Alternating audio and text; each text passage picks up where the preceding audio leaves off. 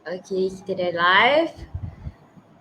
Okay, Assalamualaikum warahmatullahi wabarakatuh. Selamat petang kepada semua follower-follower Cik Nawas Property Coach. Okay, hari ni kita akan bersiaran bersama kita punya partner Cik Patricia. Selamat petang Cik Patricia. Petang. Okay, hari ni kita special sikit. Hari ni kita akan kita kupas balik berkenaan dengan tajuk kita, bagaimana elak ditipu dalam urusan jual beli hartanah. Okay, sekarang kan kalau Cik Patricia tahu kan, sekarang kan musim COVID kan. So macam lebih banyak orang nakkan duit, so diorang akan lakukan apa saja. Termasuklah melakukan jual beli hartanah yang ditipu, sebab orang nak duit kan, macam-macam orang boleh buat. So kita perlu lebih berhati-hati ketika dalam proses membeli hartanah. Sementara tu korang boleh like dan sharekan Prop Zone ni kepada orang ramai. So invite kawan-kawan anda untuk join live ni. Sharekan watch party live ni kepada page-page anda.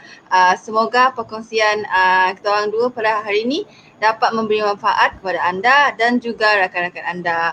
So untuk sebarang pertanyaan berkenaan hartanah, korang juga boleh komen ataupun DM page kami iaitu page Cik Nawas Property Coach. Okay.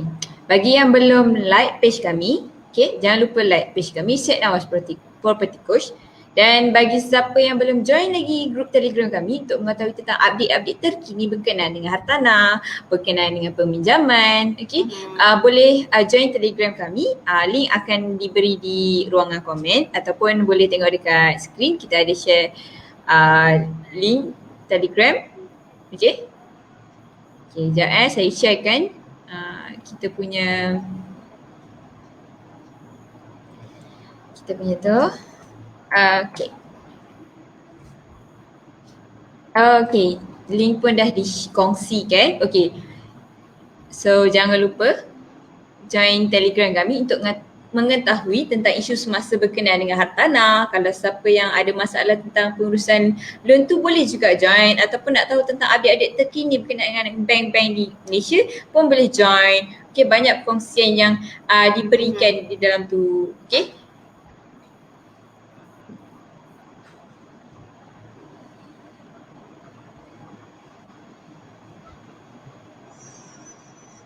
Sementara tu kita kongsikan dulu, kita invitekan kawan-kawan kita.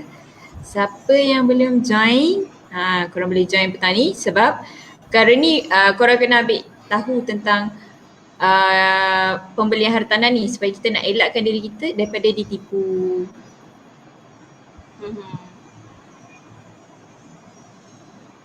Siapa yang baru join, terima kasih kerana join. Jangan lupa like dan invite kawan-kawan kita.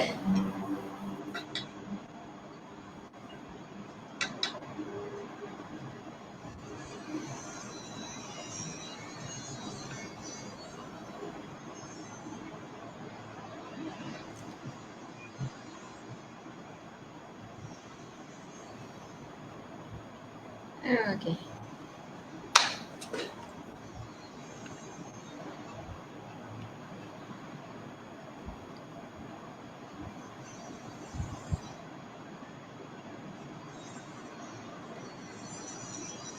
Okay, sudah?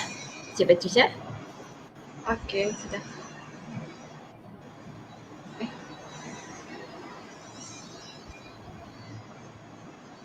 Seperti yang kita cakap, tajuk kita hari ini adalah bagaimana elak ditipu dalam urusan jual beli rumah di Malaysia ni. Sebab sekarang kan masih COVID, so ramai orang nak duit, diorang sanggup lakukan apa saja untuk dapatkan duit tu. So, kita akan, topik ni telah dibincangkan oleh Cik Syed Nawas. So, kita akan merungkai semula topik yang telah dibincangkan antara Cik Syed Nawas dengan tetamu jemputan kita yang sebelum ini, iaitu Puan Safiah, seorang peguam hartanah daripada Nick Safiah & Co. Okay, berdasarkan Puan Safiah, Cik Patricia, terdapat beberapa terdapat beberapa kerisauan yang dihadapi oleh pembeli yang biasanya dia orang akan rujuk kepada peguam hartanah ni lah. Okay. Biasanya bagi siapa yang pembeli pertama, first time home buyer ni ataupun siapa yang belum pernah membeli rumah, dia akan rujuk kepada peguam hartanah. Dia nak tahu step-step dia berkenaan dengan pembelian rumah, dokumentasi. Okay. Selain daripada itu, isu yang sering Puan Safia terima iaitu mereka bimbang membeli hartanah akan ditipu oleh pihak-pihak tertentu seperti pihak jenayah yang mengambil deposit secara haram apabila pembelian tidak ditandatangani di dokumen yang sah. Contoh macam orang tu cakap je dia ejen, lepas tu dia minta deposit, lepas tu perlu bank in deposit ke nombor akaun personal. So itu adalah isu-isu yang sering diterima oleh Puan Safia. Selain daripada itu, isu yang sering yang diterima oleh Puan Safia sendiri iaitu apabila pembeli ni bimbang melakukan transaksi tetapi transaksi itu tak berjaya. Contohnya mereka tak tahu prosedur sebenar macam mana nak lakukan transaksi deposit, apa-apalah transaksi berkenaan dengan jual beli ni. So jadi perkara-perkara ni sering dirujuk oleh pembeli rumah kepada peguam. So bagi pembeli hartanah yang baru, korang pertama sekali perlu tahu kondisi hartanah yang korang nak berurusan. Sama ada tanah itu adalah freehold ataupun leasehold. Okay. Boleh tak Cik Patricia kongsikan kepada kita punya fans kat luar ni apa yang dimaksudkan dengan freehold dan leasehold, sebab biasa mereka suka ambil ringan tentang dua perkara ni.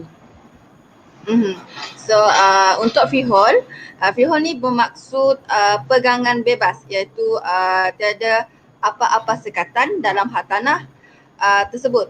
Tetapi leasehold pula ingin merujuk kepada pajakan yang mana terdapat sekatan, iaitu terdapat concerns daripada geran hartanah tersebut. So kedua-dua perkara ni adalah berbeza mengikut tempoh jenis hartanah tersebut. Apabila kita katakan hartanah itu freehold, kebiasaannya tempoh yang diambil oleh peguam hartanah adalah selama 3 hingga 4 bulan. So untuk leasehold pula, ia melibatkan concerns kebiasaan proses tersebut mengambil masa selama 5 hingga 6 bulan. So terdapat tetapi apabila sesuatu yang berlaku pada luar jagaan kita, so tempoh proses kemungkinannya menjadi lebih lama. So kita dapat lihatlah ya kawan-kawan semua, bila kalau kita beli freehold, so proses yang diambil oleh peguam hartanah tu lebih pendek berbanding kalau kita ambil leasehold. Leasehold ni dia memakan masa lebih berbanding yang freehold. Tapi kalau ada apa permasalahan dari segi dokumentasi, dia mungkin akan menjadikan sesuatu perkara tu lambat. Okay, untuk anda di luar sana, kalau ingin membeli rumah, jangan lupa untuk menggunakan servis ejen hartanah ataupun peguam hartanah untuk membantu korang. Okay, dan sebelum tu korang kena pastikan ejen hartanah yang korang berurusan tu adalah ejen yang berdaftar. Macam mana nak tahu berdaftar? Anda boleh minta nombor pendaftaran ejen dan semak ejen tu sah ke tak sah. Okay, selain daripada tu, korang juga perlu tahu peguam tersebut adalah peguam hartanah ataupun peguam dalam bidang lain, sebab kalau kita tengok dekat Malaysia ni banyak peguam. Ada peguam jenis hartanah, ada peguam jenis untuk syariah. Okay, kita tak boleh suka hati je nak tanya pasal hartanah pergi jumpa peguam syariah. Okay, pastikan jumpa peguam hartanah yang sebenar. Okay, sekiranya korang mengambil peguam yang tiada pengalaman berkenaan dengan hartanah, kemungkinan korang akan dapat banyak masalah yang berlaku pada masa yang akan datang. Betul tu Cik Surani.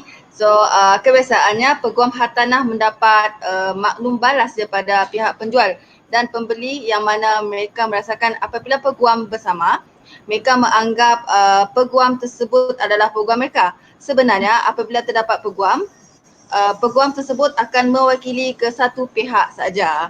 So seperti iaitu pihak pembeli, yang mana peguam hartanah, pihak pembeli akan membantu urusan bagi pihak penjual dalam transaksi yang sama, iaitu kita boleh tengok apabila transaksi tersebut terdapat dua transaksi berbeza untuk penjual dan pembeli.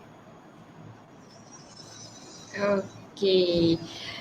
Okey, untuk penjual pula, okey, pastikan membaca dan faham dengan teliti terma dan syarat. Okey, kebiasaannya peguam akan berlaku adil dalam terma-terma dan syarat dalam suatu jual beli hartanah. Tapi bagi pihak pembeli yang tidak mempunyai peguam hartanah, mereka perlu faham.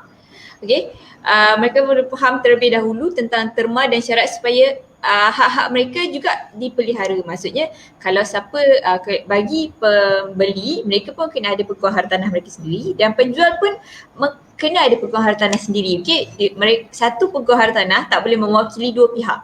Itu yang Cik Patricia kongsikan tadi. Okey. Sebaik-baiknya, macam saya cakap tadi, sebaik-baiknya penjual perlu mengambil seorang peguam hartanah sendiri bagi melindungi hak mereka. Maka dengan adanya peguam hartanah bagi setiap pihak, peguam hartanah akan menjaga hak klien dia masing-masing. Nanti tak adalah claim, peguam ni acik jaga hak pembeli je, dia tak jaga hak penjual. Sebenarnya satu peguam untuk satu pihak. So rumusan untuk daripada perkongsian Encik Senawas Property Coach dan juga Puan Safia adalah sekiranya pihak pembeli ingin membeli hartanah, sebaiknya merujuk kepada ejen hartanah berbanding dengan penjual, kerana ejen hartanah yang berdaftar telah diajar cara-cara untuk mengenali pihak penjual dan mereka telah membuat siasatan awal terlebih dahulu ataupun membuat soal selidik berkenaan dengan hartanah tersebut. Betul tu Cik Patricia. Kalau siapa-siapa yang nak mengetahui dengan lebih lanjut berkenaan dengan macam mana nak elaknya daripada tipu ni, okey, korang boleh rujuk balik live kita yang sebelum ni, live bersama dengan Cik Syed Nawas dan bersama tetamu jemputan kita Puan Safia. Okey, korang boleh dengar balik apa bualan mereka di Facebook Syed Nawas Property Coach, ataupun korang boleh terus tengok ke YouTube kita. Okey, Nani akan kongsikan YouTube channel kita. YouTube channel Syed Nawas Property Coach. Okay. Kemudian kalau ada sebarang permasalahan ataupun pertanyaan berkenaan dengan perumahan, okay, anda boleh WhatsApp kita di 017-444-2124 ataupun boleh DM di page Facebook kita. Okay. Saya rasa perkongsian kita pada hari ini cukup setakat itu saja. Macam saya cakap tadi, kalau anda rasa perkongsian ini memberi manfaat pada anda, okay, untuk elakkan diri anda daripada ditipu ketika membeli hartanah. Yalah, kita first time beli rumah kan, so probability untuk ditipu tu ada. Okay, so kita perlu mengambil langkah berjaga-jaga seperti yang telah dinasihatkan oleh Cik Syed Nawas dan Puan Safia. So sebarang permasalahan boleh terus hubungi kami ataupun boleh WhatsApp kami di 017-444-2124. Okey, itu saja perkongsian kita pada petang ini. Kalau ada apa-apa, jangan lupa untuk saksikan program kita pada bulan malam, pada pukul 10 malam bersama dengan Cik Syed Nawas dan tetamu jemputan. Okey? Itu saja. Selamat petang semua. Bye.